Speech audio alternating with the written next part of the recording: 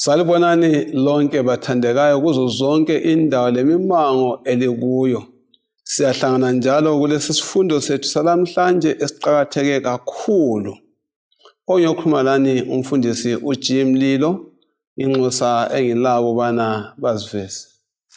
Salibonani bathandekayo, siyathokoza ukuhlangana njalo namhlanje kulesi sifundo olibingelelayo umfundisi uKhonsile Khumalo. Salibonani bathandekayo, mina engikhulumayo ngingu-Mrs. Siboneni Mhlanga, siyalamukela esifundweni. Salibonani isihloko esithandekayo endaweni elikizo, abalaleli lababukeli. Okhulumayo ngubongani Nkosi Duba, sicimezeni sikhulekile. Babotho sekhaya ezulwini siyabonga umusa wakho lothando lwakho, sibonga ulondolozo. Sesifikile isikhathi sokubana sistadishe isifundo salona leli viki. Sicela mlimo ubana umoya ongcwele akahlale lathi mlimo. Wenzela sizwisise uNkulunkulu izifundo zona lezi bese sisilungiselela umbuso wakho ozayo masinyane. Ngayo uJesu siyakhuleka, amen. Amen. Siyabonga njalo bathandekayo njengoba ngithi ukuthi sesifundo esiqhakathekileyo esathi sesikhangele namhlanje ubune bethu. Lesi sifundo salamhlanje silesihloko esithi isono phakathi kwebandla. Ngibona isihloko esethusayo empilweni. Ngoba sekhangela bana ebandleni ungabe lesono. Kodwa ibandla likhuze yini? Isono. Kodwa isihloko salamhlanje sithi isono phakathi kwebandla. Ngizafisa abana sisitsho kubili okuthathu ngalesi sihloko. Kodwa singakenzi njalo, ngicela sibalele indinyana yokufunda ngekhanda. Kulobana itsho ngekhanda asibalele. Abasekorinte bokuqala ngo-6. Yes. Ivesi ngo-19 lo-20. Ithi kalazi yini ukuthi umzimba wenu ulithempeli likaMoya oNgcwele ophakathi kwenu elamamukela kuNkulunkulu na? Ngalisibo abenu, lathengwa ngentengo. Ngakho-ke dumisani uNkulunkulu ngemizimba yenu. Siyabonga. Ngithe ngikhala isihloko sethu ngalandela le ndinyana yokufunda kwekhanda. Kwaba lemibuzo eminingi egijima ekhanda lami. Kambe ebandleni kungabonakala isono na? Kanti First Corinthians 6 verse 19 to 20 kalazi yini ubana imizimba yenu ithempeli kaMoya oNgcwele? Nxa senzamana ngokuqathanisa lesihloko sendaba sekhanda, idinga abana ngizwisise ukuthi kungakuhambelana kanjani, ngakuthini. Kuyini esikufumanayo kusihloko sethu, kuyini esikufumanayo kundinyana ukufunda kwekhanda? Engikuzwisisayo lapha mfundisi mina ukuwabuza umbuzo ukuthi kambe isono singatholakala yini ebandleni? Yeah. Othi ngiphendule ngithi ngesizathu sokuthi ibandla likaNkulunkulu lisempini. Kalika yichayi intambo, uSathane uyalilwisa kakhulu. In fact wothi siqale sesizwisisa ukuthi vele uNkulunkulu ecanda ibandla lakhe wayelenjongo lokuthi lenzeni, right. uNkulunkulu ebizwa uAbraham yikho esibona khona eqalisa ukubeka eceleni ibandla. Wayelenjongo yokuthi isizwe lesa sibeke eceleni sibe yiso esizaveza ukuthi uNkulunkulu unjani emhlabeni osemnyameni osesoneni. So ibandla likaNkulunkulu lisekelelwe ukuthi ngalo umhlaba ube mazi uNkulunkulu. Hayi ngokukhuluma kodwa ngokuphila, ngokwenza. Ubemele ukuthi umhlaba nxa ukhangela ibandla umbone uNkulunkulu. So nxa sesikhuluma ngesono njengoba libuzile ukuthi isono sitholakala sesisebandleni. Khona lokho njengoba sikuthintile ukuthi uSathane ukhona ukulwisa ibandla ukwenzela ukuthi adilize injongo kaNkulunkulu ngebandla. So sithola ebandleni sokusiba lesono sokulezinto eziningi ezingayisiyo injongo kaNkulunkulu ngebandla. So isifundo sethu siyakhangela ukuthi kati vele kumbe singaxoxa ngokuthi kati vele ibandla likaNkulunkulu likhangelelwe ukuba njani. Kumbe sikhangela ibandla ngendlela eliyilo lona sibe sesibalisa izinto ezithile nga-1 ukuthi yiziphi izinto okumele ukuthi ngazi yasuswa ebandleni ukuze uNkulunkulu abonakale. So ngizwisisa lapho ukuthi isono siyatholakala ebandleni ngenjongo ngenxa yokuthi siphakathi kokulisana kokuhle lokubi kodwa uNkulunkulu ulesilinganiso kumbe ulestandard yokuthi ibandla ngabe linje. Siyabonga ukhona lokho ukuthi Siyabonga mfundisi nxa sisukela khona phana ukukhulunywa ngumama Mrs Mhlanga ukuthi ibandla lisempini kalikachayi intambo sikhangela kakhulu namhlanje uPaul ebhalela ibandla leKorinthi ethinta kakhulu izono isono kakhulu ezenzakala ngemizimba ufanisa imizimba yethu njengethempeli ukuthi ithempeli kwakumele libe njani so yikho ukuthi kalazi yini yes ithempeli kumele libe ngcwele yikho kukhangelelwe khona ukuthi umoya kaNkulunkulu uhlale khona lapho uphile khona lapho so ngemizimba yethu kufanele ukuthi khona sibe njani sibe lomahluko ngenxa yokuthi uthena sathengwa ngentengo ukuthi isenzo sika Jesu esiphambanweni esithenga abantu wayengabathengeli ukuthi baqhubeke besesonweni kodwa wayebathengela ukuthi bahluke baphume esonweni bahluke njengoba lekhuluma ngenjongo yani ngenjongo yebandla ngoba sinanzelela ukuthi isono ebandleni siyenza ukuthi injongo yebandla ingapheleliswa ngoba ungakhumbula nxa sikhangele eBhayibhelini njengoba nechilo ukuthi isono sikhona ebandleni ake ucabange isono sika Akhani njengesibonelo ziningi izibonelo singazithola but ungakhangela isono sika Akhani sa-affecta njani ibandla lako Israel sathola ukuthi ibandla lako Israel esenzile isono sokuhawukela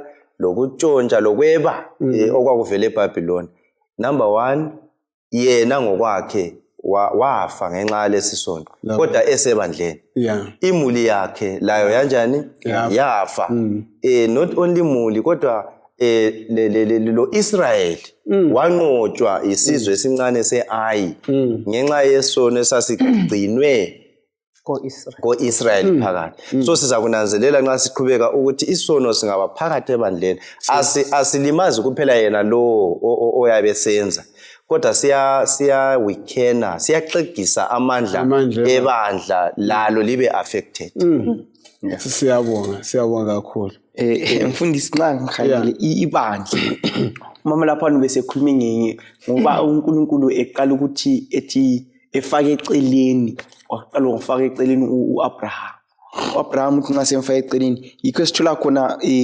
uIsrayeli ngikhangela uIsrayeli esahamba enkangala umlimi uthi ngifuna ukuthi lingakhele ithempeli kwenzela ngihlale phakathi kwenu so ekuhlaleni phakathi kwamlimi phakathi kwabantu bakhe phakathi kwebandla lakhe lalingu-Israyeli kwakuzatshengisa abantu bezizweni ukuthi lapho kuloNkulunkulu kulomahluko lapho ngela nkulunkulu kodwa lapha sithola ukuthi akulesono ebandleni lapho kulobani futhi oloNkulunkulu so ngezinye indlela umlobo wesifundo lapha azama ukuthi embona enganthiwa uzama ukubana esitshengise khona njengebandla yikubana thina njengebandla siyakwazi ukuthi umlimi expectani kithi ukhangeleleni kithi njengebandla so uzama usithi esikhumbuze ethi hayi buyelani likhumbule ukubana lina lathengwa ngentengo lina kumele limhloniphe uNkulunkulu ngemizimba yenu lapho kuhlala khona umoya oyingcwele indawo kamoya oyingcwele lapha ahlala khona siyawona nxa siyaphambili ngesifundo sethu bathandekayo njalo kusesizwile izikhulumi zethu ziletha zichasisa ngesihloko lesi sizananzela imbangela yokubana isono sesingene ebandleni bathi bona ingqondo injengesponge esimunya yonke into ungakhangela ibandla laseKorinte leli liphile laba sendaweni evele igcwele ukungaziphathi enjengama-border post nenjengazonezo kanti kwakulabo tempeli bokuphinga so nxa uthiwa ingqondo injengespondi nxa konke lokhu esikubona onye kwangikhona kucina lokuthi sokuguquka kungena abantu benganjani bengananzeleli so uhlupho bani lwamaKristu olahlasela ibandla laseKhorinto leso sikhathi kuyini okwenza bangena kulesi simo esixoxa ngaso namhlanje sakhala lezi zinto ke sinananzela ukuthi kubandla laseKhorinto sizafunda ngokwahlukana okwakungeni laphana ukuxabana kubanga izikhundla lokuthi mina ngokabani sizakufunda ukuziphatha endaweni zemacansini sizafunda ngemitshato kuboba imitshato labantu abangatshadanga sikhanda ukwehla kwama-standards ekukholweni njalo njalo ake ngikhangele ke u1 Corinthians chapter 4 verse ka7 uthini 4 verse 7 yes ithi kambe ngubani olenza lehluke omunye na kuyini elilakho elingakwamukelanga na njalo nxa lakwamukela pho kungani lizincoma kungathi alikwamukelanga iyabe isukela kuverse 1 laphana kukhanya kulokuxabana kuchapter 1 ukuxabana ngenxa yezikhundla kuyini esingakufunda khona siyabonga mfundisi uthinte i-environment eyayizungeze ibandla leKhorinthi yes laliphakathi komumo owaletha indonsela ngitsho ebandleni umumo wepaganism umumo wokukhonza izithombe lana njalo wasukhuluma ngendaba ye-factionalism ukwahlukana okwakukhona so khona ukhana ukuthi kwakule disunity phakathi kwebandla ngokunye okwacontributor ukuthi khona isono lesi esiqhubeka sifunda ngaso esesiphakathi kwebandleni siyekelelwe ngoba abantu ibandla lalingabambananga kathi ngokunye kwangikhona yethu okunye kwangikhona kwabangelwa i-environment yes ukuthi into ingasuka ijayeleke igcine sibonakala sengani iqondile umlokuze wasivezela indaba yokukhonza ngeSunday ukuthi besikwazi yini ukuthi asonto ephombe yavuka isikhona kwaba ngenxa yokuthi khona kwajayeleke ukukhonzwa kwelanga lani then kwehla kuze uzofika abantu sebekwamukela namhlanje njengelanga elinjani eliyilo nxa uzakhuluma ukuthi iSunday kayisiyo usukhanya sengani wena uphambene but ngenxa yokuthi into le yasukela kudala so ibandla lisengozini enjalo eyokuthi umumo osizungezileyo influence yomhlaba ungangena kakhulu umhlaba ungangena kakhulu ebandleni ibandla ligcine selisehluleka ukwenza injongo yani sigcine sesisedlula phose wona umhlaba ngokwawo ngoba siza kubona uPaul ukukhuluma ngakhona ukuthi kulesono esimangalisayo esingekho evini ngale emhlabeni uyinto ethinta ukufundisa ukuthi mina ngizwisisa indaba yokuthi umuntu ophezulu nguphi olamandla umuntu okudonsa omunye umuntu ophezulu edonsa ophansi kumbe ophansi edonswa ngophezulu yananzelela ukuthi iprinciple phakathi kobuhle lobubi vele osebuhleni kukalutshwana ukuthi adonse osebubini iEve khangelani even uIsrael into eKhorinthi vele kayintsha yikho sihle sathinta isisusa ukuthi yimpi phakathi kaSathane elwisa uNkulunkulu ngoba uIsrael izizwe ezazimgaqele vele eKhanani wagcine seadopta indlela zokukhonza so kukhanya ngani ububi vele kulendonselela amandla kulokuhle so bese ngisithi singaphepha njani manje ngoba lathi sinje sizungezwe ngumhlaba i-internet isizungezi konke umfundisi uthinte enye into ukuthi abantu beKhorinthi laba kuthi ukuthi bajwayele isono bagcina vele ukuba yisono kwaso kungasabonakala yes mina ngikhumbula i-experience yami ukuthi ngiqalisa ukubona ku-TV umuntu ongumfana ekhisana lo esangana lo muntu ongumfana kwakungandihla kwawukuza ukuthi emzimbeni lawa kuvumi anje kodwa athesi yakubona ukuthi isono senzani so uSathane uyakuletha lakithi kathesi sile challenge yona leyo as a church ukuthi kunenge sesikudobhile emhlabeni fundisa ngoba sigudlana lakho insuku ngensuku nxa lisitsho njana ngikhumbula ngibone ivideo bengithumele yona just recently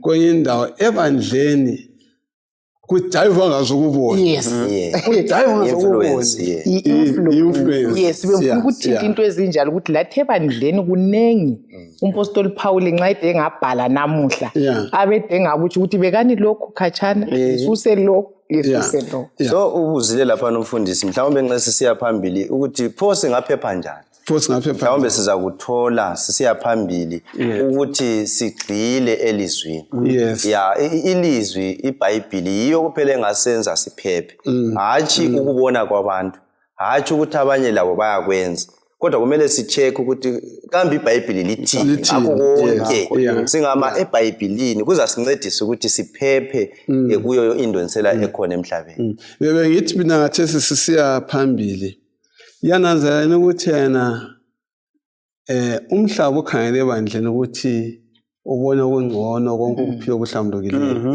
kanti ke siyabala embalini yesikristu ukuthi abafundi beBhayibheli ama-theologians esiwaziyo labantu abaningi bakhangelela kuTestament elitsha njengesibonelo sokukhulisa esingasikopha ukuthi ibandla lelene kanti lalikhula njani siyabonezela khokhwana kanti ke uhlupho lomuntu izikhathi zonke liyavela kambe singafunda okuhle kuphela kuTestament elitsha yini akukho enokubi yikho ukuthi uhlupho lukaPaul namhlanje akungifundele 1 Corinthians 5 verse ka12 lo 13 verse 12 verse 1 ngamfunda verse 1 yeah right verse 1 yes siqayisa ngo1 yes verse 1 uthi kuyabikwa impela ukuthi kulokuhlobo ngaphakathi kwenu njalo okuhlobo olungenzakaliyo laphakathi kwabangakholwayo umuntu uthatha umkayise lithe mfundelo verse 2 hayi bemfuthi 1 and 2 manje 1 and 2 ungani ngo12 lo 1 lo 2 verse 2 right. Njalo lina liyazigcaja kwakungamelanga libe buhlungu kakhulu yini limsuse enhlanganweni yenu umuntu owenze lokhu na nxa sisizwa amavesi la kubibani esikuthola lapha kunqola bani okukhathaza ingqondo kaPaul asikhanyisela bona kulamavesi asixoxeni ngakho ngasikhangile lapha yeah uPaul uhlekqalise ngendaba yayimqoka lemqoka ngani kungumhlola umhlola uthi uzethi into le labezizweni ayitholakali kodwa yatholakala ebandleni langaphi siyostanike laseKorinte so uPaul lapha uthola ukuthi eKorinte vele singavele sibale chapter 5 sithola esingathi maybe ireport yento yayisenzakala eKorinte uPaul uthola izinto ezasenzakala eKorinte ezinjengokuphinga umuntu ayitholakala lo ethethe umkayisi i-sexual immorality kugcwele izinto lokhu ngapha eKorinte so uPaul nxa ekhuluma ngezinto zona lezi kwenzakalile konke eKorinte kodwa ibandla lingapha abadala bebandla bangaphi uthi bethi nxa bebona izinto lezi bekhulume ngazo bezi address kukhuzwe nxa kukhuzwa nxa umuntu encedise lapho kanjani amela ancediswe sikhona so uPaul nxa ekhangele khonokho ukhuluma ngendaba zona lezi ezasenzakala eKorinte ungavele ekhangelwa vele ibala lona lelana uKorinte uthi uKorinte uthi ngesikhiwa bathi nxa beli translator Corinthianism likhuluma vele nge-sexual immorality ukungaziphathi kahle komuntu ngomzimba wakhe mina ngifuna sike sikhangele kathesi ibandla elihlambulukileyo bese sikhangela lalesi sono okuthiwa senyanyo labantu bangaphandle kambe emva kwalokho sikhangele ukuthi kanti lona la kuphatha njani futhi njengoba seke watsho umuntu wethu siyabonga imagine umuntu eselala lonini njengoba sike sakhuluma ukuthi ama behaviors kumbe indonsela yomhlaba ingangena kakhulu ebandleni igcina sibonakala sengani njani ilungile ngoba lapha uPaul into emkhathaza kakhulu ukhathazwa ikungahambisani kwalokho abathi bayakukholwa le practice. Ngibona ngani luhlupho oluhlezi lukhona ebandleni. Faith and the practice. Ukuthi sikhuluma okunye kodwa siphile okunye ngoba lu ndoda ukhaya ngani ukuthi asonto nje eyamuwelayo kodwa besephila phakathi kwakho esehlala lalo umama kumbe esephila lalo umama ongumkayisi.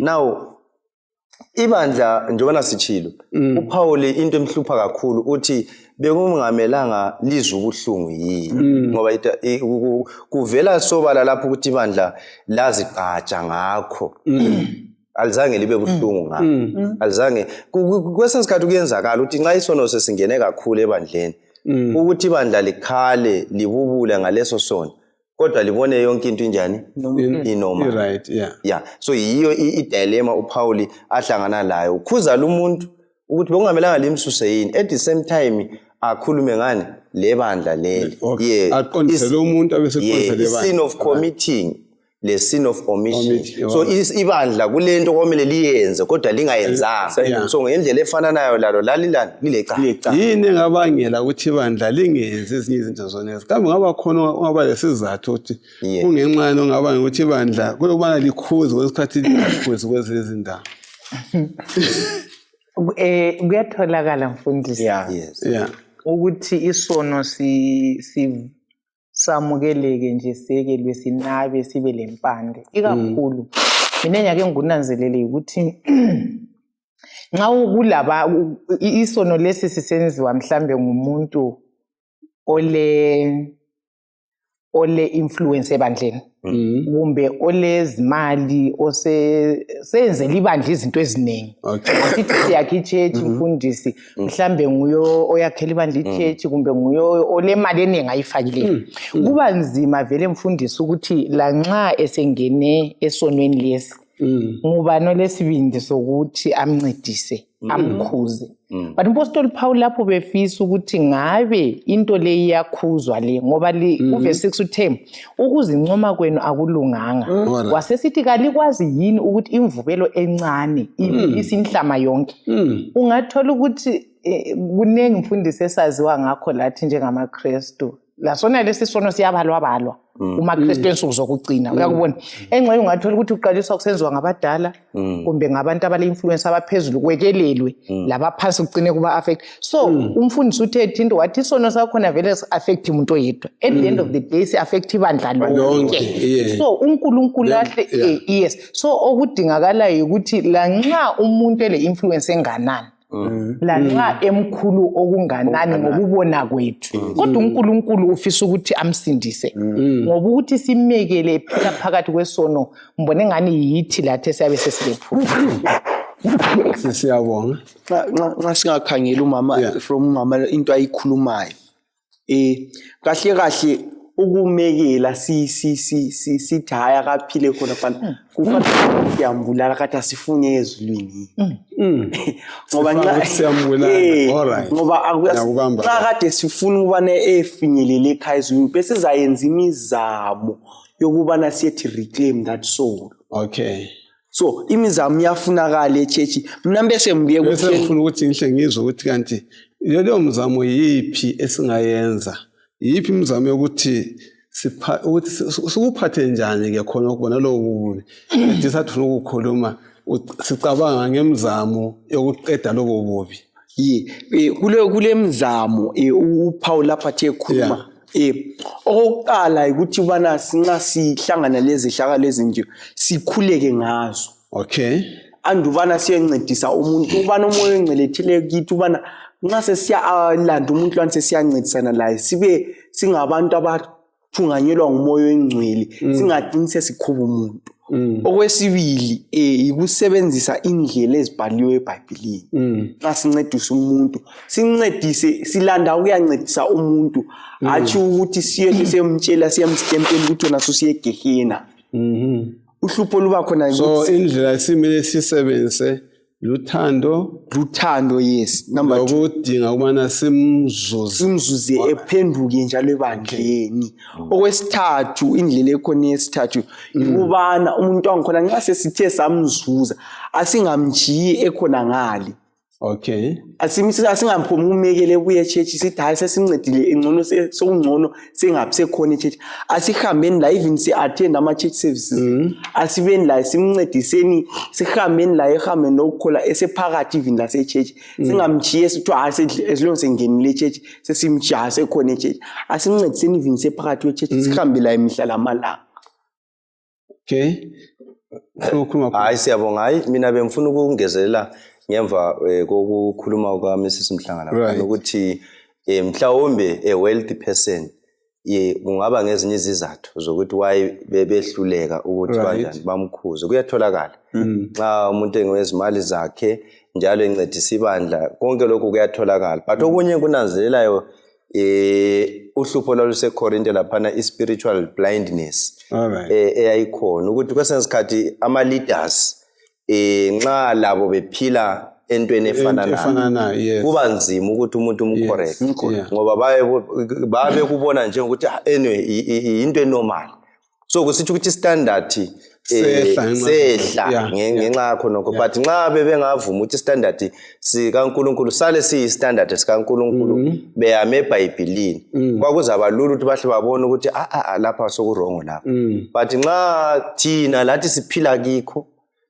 sicompromiseile ngoba nozakhoza omunye ibandla lonke liyabe selenjani selonakele so engikuzwa lapha ukuthi kwesisikhathi isibandla lehlukana likhoze isono ngoba liyama kulo umuntu baphandle imali baphandle what kumbe ubungane kanti ukhumalo thena nxa ubuthungameli labo buphila phakathi kwedoda enjalo uzamkhuza njani umuntu ongali kunzima kuyabonga kanti labantu abatsha abathandekayo nxa bebona ubuthungameli bungakhozi isono bephakathi kwesono uzabakhuza njani abantu abatsha bese ngibongela futhi lalokho akutshileyo ukuthi nxa sesikukhuza ke kasibuyisithwele amahloka asiyaqedisela kodwa akumelanga sichume njalo yes ungaqedisela ukuthi nxa ngamlanga sichume sesibona isono kumele senze njani.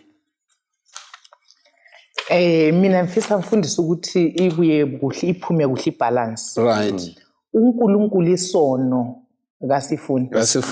Indaba eke yalethwa ngumfundisi kaAkhan. Uthiwa uJoshua wayethandaza. Esiyathandaza ukuthi kungani uIsrael enqotshwa. Wathi Joshua sukuma usechisono.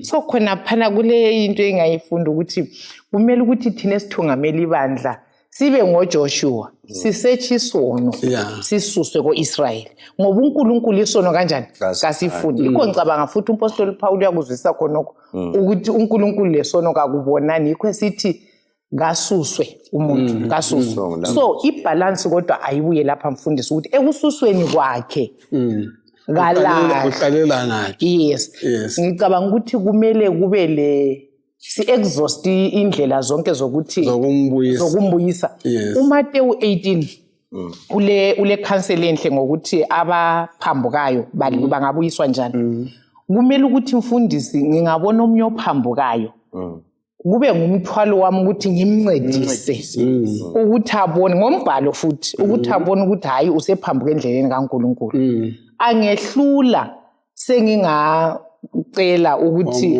omunye siyembonisa angehlula sokumele ukuthi ibandla laziswe ukuthi lokhu yikho khona and la manyathela sethethwe ibandla nxa sokusemumeni onjalo sokumele ukuthi lalo lithathe inyathelo lokuthi lizame kulevu yalo ukuthi linjani limbuyise abe sesithi uMateyu 18 angehlula sesikusigaba sona leso usengaphathwa njengezizwe sengasuswa ebandleni so kule i-quotation engiyifundile lapha mfundisi eku-Testimonies volume ngu-7 right ikupage 260 ikhuluma nge-church discipline uthi akula lutho okumele lwenziwe akula nyathelo okumele lithathwe ukususa umuntu ebandleni kungalandelwanga zonke izigaba kumele zaziwe uthi akulandaba ukuthi licala bani kumbe ibona bani kodwa wonke umuntu kulandelelwe kuhle ngoba injongo yokudisciplina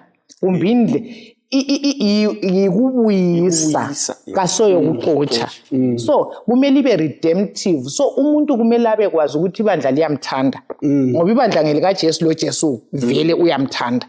But kwesinye isikhathi engxenye kungasitshelelelela lapha lalaphana ukuthi sizithole mhlambe esephatheke kubi lathi sangana silandabalayo. Kodwa bemfisa ukuthi sinazele ukuthi nxa sivuma ukuthi umlimi unike ibandla i-authority yokususa isono. Kodwa kasisuswe ngothando. Kube futhi le ndlela kaJesu ilandelwe ezigabeni zonke njengoba injalo uzabona ukuthi ibandla liyahlaliseka. Ngilohlupho amazwi lapho lawaletha la. Awungifundele uverse 2 lo 3 lo 5. Ubususeqwe ku 13 oka chapter 1 Corinthians chapter 5 verse 2 3 and 5. Uverse 2 uthe njalo lina liyazigqaja. Right. Kakumelanga libe buhlungu kakhulu yini limsuse enhlanganweni yenu umuntu owenze lokhu na. Right. Right. Verse 3. Verse 3. La nxa mina ngingekho mathupha ngilani emoyeni. Right. Njengomunye olani endaweni enje sengimahlulele lo owenze lokho ebizweni lenkosi yethu Jesu. 5. Umuntu lo nikeleni kuSathane ukuze umzimba wakhe wesono uchithwe lomoya wakhe usindiswe ngosuku lwenkosi. Ungaphambi ukuthi lingahlanganeli labo lingadli labo. Ngibona amazwi aqinileyo la. Siphuma lani kulo aseqinile la. Ngiyacabanga ukuthi yena umuntu singaze simsentshe kumele simsebenze simsondele ukuthi abuye back. But ngazi zotha lingadli laye. Upaul lapha kuqinile kakhulu. Ngibona ngani sesikuthindile mfundisi wami ukuthi kumele isono singatholerate. Alright. Yikho Paul esebenzisa i-strong language lay. Usikhangela ku historical setting yalo umuntu yala lesi senzo sokuthi umuntu lo uphila lalo umuntu kati lebandla futhi linjani lithule lile i-attitude towards ilokuzeni lay liya compromise. So yikho sesebenzisa i-strong language yona le uPaul. But nxa ekhuluma ngalindlela uthi ukuze atholakala umphefumulo wakhe. So umuntu kumele ukuthi kube le balance. La nxa singasebenzisa a strong language ukuthi umuntu lo asuswe ngoba okunye kumele ukuthi asuswe yindonsela. Ukhulume ngemvubela encane ukuthi iyabilisa inhlamba yonke. So indonsela nxa isihambe kule level le so kumele ehlukaniswe labanengi ngoba nxa kungasabanga njalo ibandla lonke lingonakala. So uthathela khopha ukuthi bengaphonga ukuthula. Babuke into senzakala kusonakala asuswe. Kodwa ekungekho konke kumele atholakala. Usifaka ngikhona lokho ukuthi simzuze kakuhle. Ngicela ukungezelela kulokho elikutsho umfundisi uverse 5. Right. Last part manje ufunde yonke ithi umuntu lo nikeleni kuSathane ukuze umzimba wakhe wesono uchithwe lo moya wakhe usindiswe. Ayibona ukuthi ngosuku lwenkosi. Engufunda lapha mfundisi uthi singekela umuntu esesonweni ikumbulala ukuthi singaze sithi hayi bakithi ukukhuba abazalwane hayi uzaphuma hayi vele uphande liyakubona ngoba uthe lapho uyakufa uthe kodwa kumele sikwenze ukuthi kasuswe into nelethi into yomfundisi uthi isono akumelanga ukuthi sitolerate ngoba siyabulala. Siyabulala osenzayo sibulale lebandla. Siyaphambili ngendaba nalesi kuyazwakala. uPaul uletha isiqondiso bani ebandleni maqondana lokuphathwa kwendaba ezinje. 1 Corinthians 6 verse 1 and 2 sabona singamanje ngaphi khonapho. Nxa owakini elombango lomunye uyahamba ayemangalela kwabangakholwa endaweni yokuya kwabakholwa yona. Kalazi yini ukuthi abantu bakaNkulunkulu bazakwahlulela umhlaba na? Nxa liza kwahlulela umhlaba kalenelisi ukwahlulela amacala amancane na? Verse 2. Yana phambili bicha. Kalazi yini ukuthi sizakwahlulela izingilosi? Pho sizakwehlulwa yini ukwahlulela izindaba zalimpilo? Ngakho ke nxa lilembango yezindaba ezinje lidinga ukwahlulelwa ngabantu abalempilo ezisolekayo ebandleni na? Ngitsho lokhu ukuze libe lenhloni. Kungenzakala yini ukuthi akula muntu phakathi kwenu ohlakaniphe okwaneleyo ukuthi ahlulele umbango phakathi kwabazalwane na? Siyabonga. Lapha nxa sesilandela lokho kuyahambisana emthethwandaba. uPaul uletha iziqondiso bani ebandleni lokuphathwa kwendaba ezinjengazonezi? uPaul udinga ukuthi siziqhenye ngebandla likaThixo. Alright. Leli athena lathengwa ngegazi. So ibandla lanxa lingakhanya ngani lonakele, quotation sister wathi ukhuluma njalo ukuthi lanxa lingabona ngali fibro linjani, but that's the only object uNkulunkulu afaka iregard yakhe kiyo. Okay. So kuyadingakala ukuthi i-identity yebandla igcinwe ibukeka. So abese sithi khona nxa kulembango phakathi ebandleni kuveza ukuthi ibandla kalikapheleli phakathi kwempi, kuba khona ama disputes okungazwani, ukuthi bekukuhle ukuthi indaba lezi zilungiswe ebandleni zingayiswa ngaphi kwabangaphandle. Ngilo mbuzo mfundisi. Right. Nxa ekhaya ungubaba wasekhaya, abantwana bexabane, ingxenye yomunye usuku wathatha isetshele omunye vele esikolo wayijikile emadakeni, bexabane betshayane baze begcine uyefika emthethwandaba ukuthi abatshayene khonapho abantwana endlini ukulwa kwabantwana nje liyakwazi. Yes. Sebethethene baze bahambisa eWestcom sebephakathi eWest. So kuthiwa omunye uthi ofuna ukubophisa omunye umtshayile. Ubungazwa njani njengobaba wasekhaya? Nanku umbuzo. Ubungazwa njani? Lawazi ngikukhanyele lapha umlimo. Bengafisa anti uqonanisekile. Bengafisa ukuthi abantu abambantshelile ngayilungisa indaba ngekhaya. Sebegijima bahamba khatshana kakhulu. Ngamela ngihambe khatshana. Kanti abantu bazothi ikhaya lami likhaya linjani? Yes. Umlimo nxa ekhuluma ngendaba le, lapho phone nxa ekhuluma ngendaba le, uyakwazi ukubana ibandla ngelikamlimo. Othungamelayo ngumlimo, umhloko yomuzi ngumlimo. So uthi nxa ekhangele khona uyabona ukuthi ivele ibandla vele lisaphakathi kwempikiswano enkulu njengoba umfundisi ekhulumile. Uthi kukhona vele ukuxabana ozaba khona ebandleni. Kodwa ukuxabaneni ngikhonokho kulezinto ezingakwanisa ukuthi ubaba osekhaya ezulwini aziphathe encedise ibandla lakhe, ama leaders ebandla ngomoya engcwele ukubana bebamba indaba ezinjalo. Okay.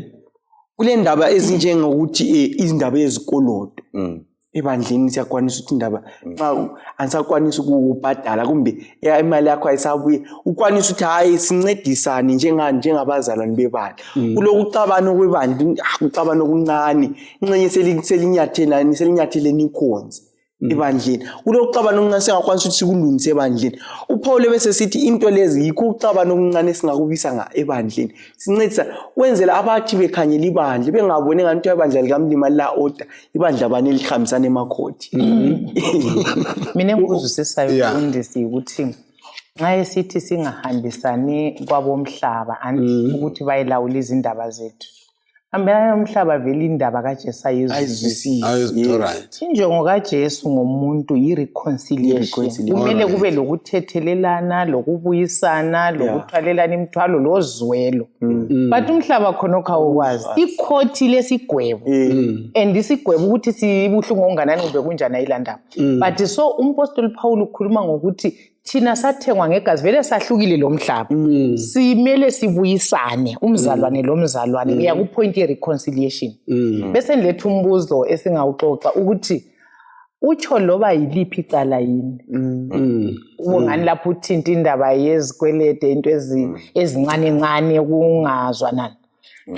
Kodwa mhlawumbe ukudlwengulwa komntwana mfundisi yikho akhuluma ngakho yini ngoba kusikhathi njengabazalwane siyamiskhotha sicabanga ukuthi hayi ukuthi wahanjiswana emthethwandaba sesisembesa izinto izehlakalo ezimbi ezibuhlungu ama criminal cases sila yona livesi. Ngibona ngumbuzo oqhakathekile kakhulu lo khuma luthini ngawo.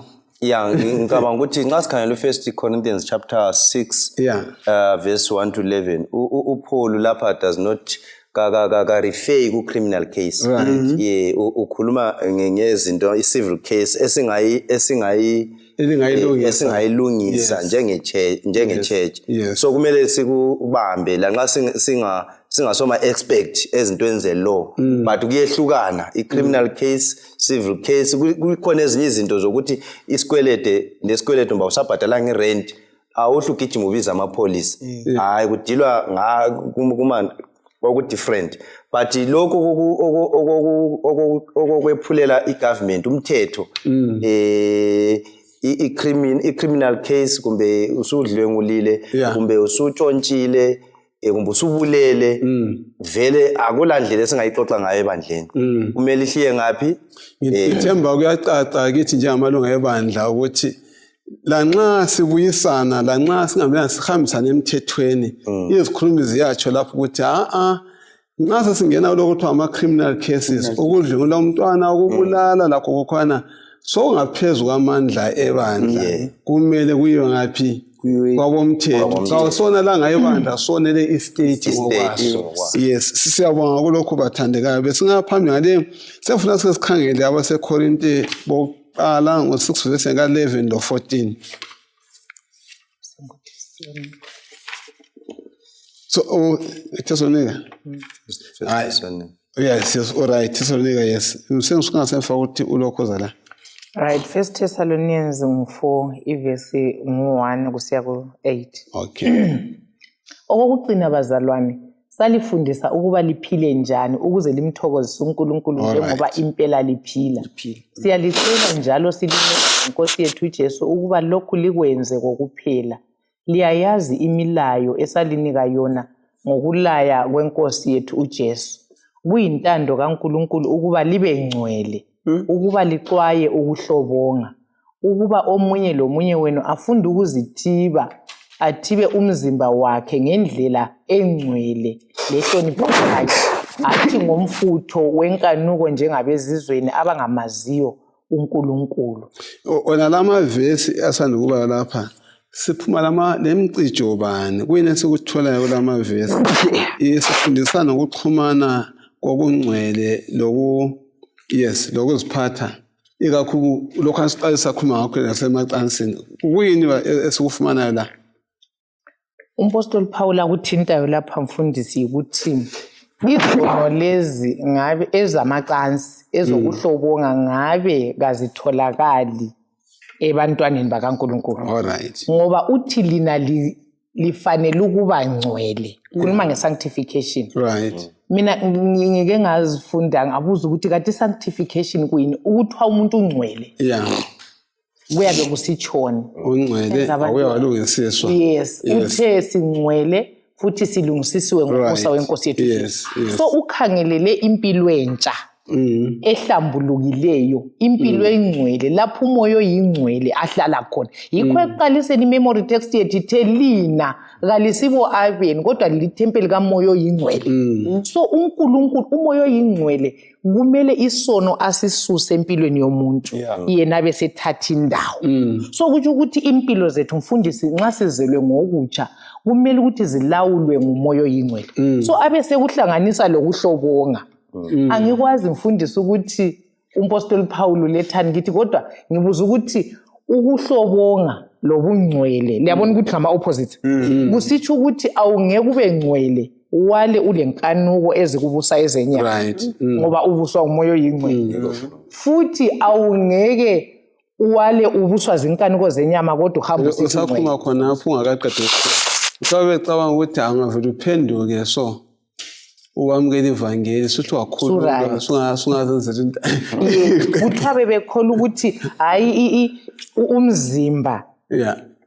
Umzimba uphilela ukudla, umzimba uphilela amacansi, ubona ukuthi umlobo kulethile. So njengoba ufundisa kwathinta ukuthi vele i-environment yayiphakathi kwalibandla babezwisisa ezinye izinto kodwa uNkulunkulu lapho silethela ukuthi thina sifanele ukuba ngabangcwele.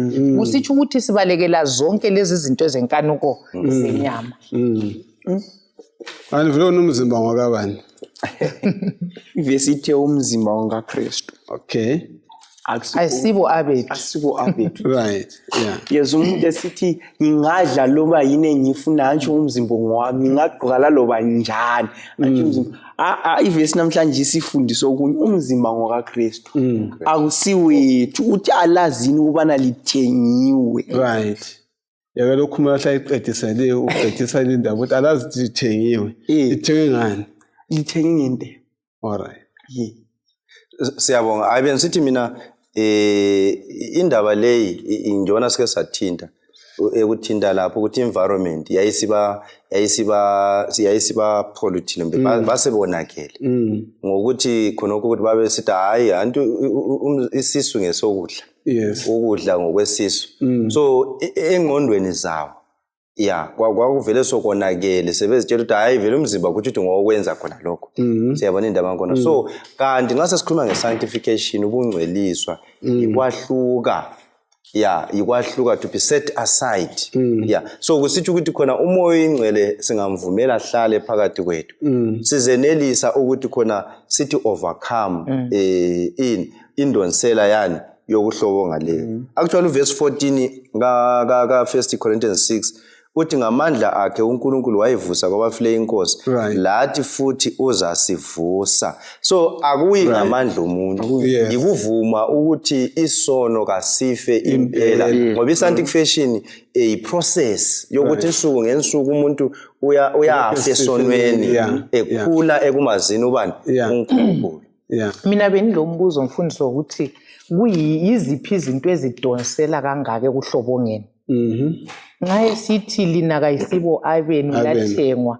Mina ngizwisisa ukuthi utsho ihall umuntu wonke ngokuphelela. Ingqondo yami ayisiyo yami, umzimba ayisiyo wami, even the spirit. So utsho ukuthi uNkulunkulu nguye okumele asibuse. Uyabona mfundisi okunenge ngokuletha ukuhlobonga ukuthi ingqondo zethu zidwela ziyavunyelwa ukuthi zihlale entweni ezinjalo, sibukela abantu abanqunu, sibukela ipornography, izinto zonke ezivusa imizwa. Yekho umlobe ethi yena ingqondo njengesponge. Ibutha loba yini. So umfundisi kwathinta indaba yokuthi i-environment, so ungazifundisa ukuthi uphile kukhonoko vele impilo yakho yalawulwa yikhonoko. So umlimo kasincedise ngoba lapho umfundisi uthi awusomandla kankuwo umuntu lawo osanctifyayo ngumoya oyingcwele olamandla okunqobela umuntu into yesono. Sengadinga indlela umuntu angaphila ngayo engakwenza kube ngcwele. Yiphi leyo ndlela? Kumele wenzeni? 1 Corinthians 6 verse 18 laphana uthi flee from sexual immorality. Right. Balekela kuthiwa flee ngicabanga usebenzisa isikhiwa ithe flee from kulo from lwana ubalekela awubaleki usiya ubaleka ukuchiya lokho yanemuva ukuflathela. So into ekhona ukuthi uJoseph nxa iBhayibheli libhala ngoJoseph kuthiwa wabaleka. All right. Kubuya lapha isilingo lesasika uMkaPhotifa kuthiwa wabaleka. Into ekhona kathesi kunzima ukuthi ubaleke uchiye. Kulula ukuthi ubaleke usiya. So uPaul lapha nxa ekhuluma uthi asibalekeleni isexual immorality. Let us free. Akube ngumthwalo wami ukuthi ngazo zonke indlela ngiza kubalekela. Ungabi ngumthwalo kaElto ngikhulekelayo, ungabi ngumthwalo kaMfundisi. Akube ngumthwalo wami ukuthi ngizabalekela mihla lamalanga. Siyabonga wathi siqese lembuzo engulethile ukuthi nxa uthabaleka balekela kuJesu Kristu udale udlana kunye naye. Hayi siyavumelana kulokho. Yes. Nikela uPaul zathana nikela umzimba wakho ube ngumnikelo onjani owamkelekayo ophilayo kubani kuNkulunkulu. Akungifundele 1 Corinthians chapter 6 verse 19 uzakuma phambili lapho 20 khona pha. Indina ufuna ukukhanala. Kalazi yini ukuthi umzimba wenu ulithempeli likaMoya oNgcwele ophakathi kwenu elamamukela kuNkulunkulu na? Kalisibo abenu lathengwa ngentengo ngakho dumisani uNkulunkulu ngemizimba yenu. chapter 7 verse 1 mayelana lezi ndaba elaloba ngazo kuhle ukuba indoda ingabi lobudlelwano bemacansini lowesifazane kodwa njengoba kulokuhlobonga okungaka indoda yini kumele ibe lobudlelwano bemacansini lomkayo lomfazi munye abe lendoda yakhe indoda kumele igcwalise umlando wayo wokuthathana kumkayo ukube njalo lomfazi endodeni yakhe umfazi kalamandla ngomzimba wakhe kodwa unikela kumkakhe ngokufanayo le ndoda kayilamandla ngomzimba wayo kodwa iwunikela kumkayo. Siyabonga siqalisa lapho umnawami lapha aqine khona lesi sigaba esikhuluma ukuthi alazini manje emzimbeni ithimbi likamoya ingcwele lesi sigaba silenkulumo ekhanyisayo ikhanyisa ngaziphi indlela ukubalekela inkanuko zesono kulesifundo bani esizithola lapha ngendaba zokuphatha imizi yethu imithado yethu maqonana nalabo angathathanga lakho konke kuyini esikufumanayo khona. Siyabonga mfundisi lapha sikhangela umpostoli Paul usebavezela enye yezindlela okungazama ukuncedisa ukuthi ubuhlobo ngalokho akhulume ngapho ngapha uthi hayi abantu kabanjani kabathathi nxa kuyikuthi khona ke usesigabeni sokubana thatha njalo futhi ukhuluma nge-male and a female ukuthi indoda lo mfazi indoda ibe le mfazi oyedwa umfazi njalo abe le ndoda eyodwa nxa usehla usiya phansi akhulume njalo ngabafelwakazi abathinte futhi labo ukuthi hayi kungaba kuhle ukuthi uhlale kunjalo kuza kunika amandla ukuthi uchumayele ukhululekile le nhlupho zonke zomtshado kodwa nxa ungeke wazithiba uPaul uthi yenza njani thatha ngoba indlela eza kuncedisa ukuthi khona ke wenze njani uphile la yena lo umlimi kanjani akuphe yena ngoba nxa kungasenjalo kuza kwenza ukuthi ukuhlobonga ngoba ukuhlobonga uyabe ulala lapha uvuke lapha ulale lapha uvuke lapha kodwa nxa uthethe kuyakuncedisa ukuthi khona uphile la yena lo umuntu umlimi akunike yena. Wasegcwalisa lapho wathi kwabathetheneyo verse 3 indoda kumele igcwalise umlando ukuthathana umkayo. Kwesinye isikhathi siba lama couples abe seziphilela mfundisi omunye elala kwenye indawo omunye ulala kwenye indawo uyakubona sho kumbe ivini kunganjalo kodwa kakusela lutho olubahlanganisayo intimacy kayisekho kakusela thando loliyani so kuyikuvula ama-floodgates khona lokhuyani ukuthi kungene ukuhlobonga isono lesi sibe sikhulu. Ngicabanga ukuthi singeke ngisho lalilizwe ngaselibandla ngoba ezweni lakithi eZimbabwe bathi indoda lomama bengehlukana for only 12 months kungela kuhlangana omunye nxa usegoli omunye ulapha lisakhulumisana sanjani njani awusenzi ilungelo lakho lokuba ngubaba kumbe lokuba ngumama ithi lo selekhaya ngamdivorce ngiyindlela kukhuthaza ukuthi hlalani linjani lilonke ngizamukelela amazwi akho lawa yes ufuna ukukhuluma alright bengikhanyele khona apha umama lapha uningi kwakhona bese ukukhulumile so uPaul into ayi-emphasizayo kuthiwa nxa kuhle ukuthi umuntu ehlale edwa kodwa uthi sivala indaba yokuhlobonga umuntu akanjani akathathi so uthatha kungabalekelwa yikho kuzavala umama osekhuluma ukuthi kuvalekile bathi ba right bengathathanga kodwa inhlanhla embi ugcina kuvula amanye amagedi angakusiyo kodwa uqathele ukubana abantu bethathe. Okay. Siyabonga. I think okunye sesikuthintile ukuthi indaba zoke emacansini ngathi sex uNkulunkulu wayinika kuhumanity njengesipho so kufanele ukuthi khona yenziwe ngendlela male and a female kwabathatheneyo kanti njalo nxa siqhubeka sinanzela uPaul esingayithi flee from fornication ukuhlobonga ukhuthaza kakhulu kwabangathathanga ukuthi ngenxa uthi awuthathanga kakuniki imvumo yokubana sokumele wenze njani uhlobonge ngoba wona kawuthathanga kufanele vele ukuthi ungakwenzi ngoba kawuthathanga so kusithi ukuthi yona isex kawumelanga yenziwe outside marriage yikho esikufunda lapha kuKorinte. Siyabonga lapha sikuvezwa soba kuthena kumele uthi abstain ngaleli ngakithi baleka uze uchade Uze uchade. ngoba amacansi ngabantu abachadileyo kaso abantu abangachadanga. Yes ngaba khona ongafisana ukutsho uqinisa kule ndaba yonke esiyibonileyo nxa ungayisummarize nge-1 sentence ungathini? Mina engikuzwayo lapha ukuthi siyamdinga uNkulunkulu kakhulu, ikakhulu thina sesibizwe sisuke emnyameni sisize ekukhanyeni. Asimvumeleni umoya oyingcwele ahlale ezinhlizweni zethu abe nguye osilawulayo, ngoba nxa esilawula konke lokho okusihluphayo kuzasiceza. So asizeni kuNkulunkulu, nguye yedwa futhi ongasinika amandla awokunqoba. Siphile emhlabeni osulukhuni mfundisi, loba yini umhlaba uyakwamukela, lathi ebandleni kucine kusi-affecta, kodwa esesikuthintile kuyasitshengisa ukuthi thina we are separate people. uNkulunkulu usibizele ukwahluka lobungcwele asinika bona ngomoya oyingcwele. Siyabonga. Siyabonga mfundisi. Mina engingakutsho ukubana asazini ukubana imizimba yethu, imizimba le esilayo ekamlimi iyithempeli likamoya oyingcwele. Siyiphathe kahle ngendlela efaneleyo umlimi angathanda ngayo, njalo sibekwazi ukubana mihla lamalanga kumele ukubana sihambise imizimba yethu le njengemnikelo ephilayo kuNkulunkulu ngokuyibamba kahle ngendlela esenza ngakhona. Yikho kuzadala umehluko above all things, njengechurch, njengebandla likamlimi. Umlimi uthi thina singumakoti wakhe. Siyabonga. Khumalo elakho lokucina isikhonkwane sosocina sosikhulekele.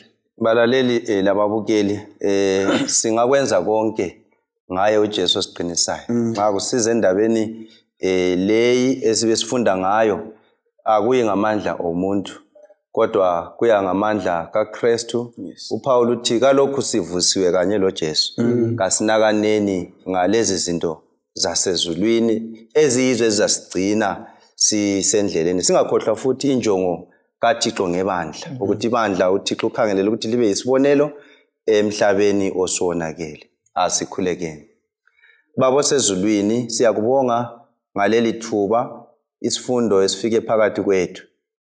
uNkulunkulu, siyawadinga amandla akho singalawo ukubana siphile ngendlela ezaphakamisa intando yakho. Sifundile ngebandla leKorinte ukonakala kwasekukhona.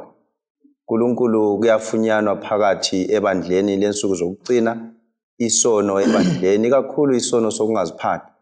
Cela Nkosi amandla avela egazini lakho ukubana njengebandla, njengalabo abazelwe ngokutsha bagezisiswa egazini lakho, siphile ngendlela ezakwenza ukuthi umhlaba umbone uJesu. Siphathise sonke labalaleli nxa sifundile lesi sifundo, siyephila ngakho lokho esikufundileyo. Masinyane nxa uzakuza uzehlenga ibandla lakho, sikhulekela ukubana sonke sibe khona ekusindisweni. Umthandazo wethu wokukholwa ngegama elihle leNkosi Jesu yakhuleka. Amen. Amen.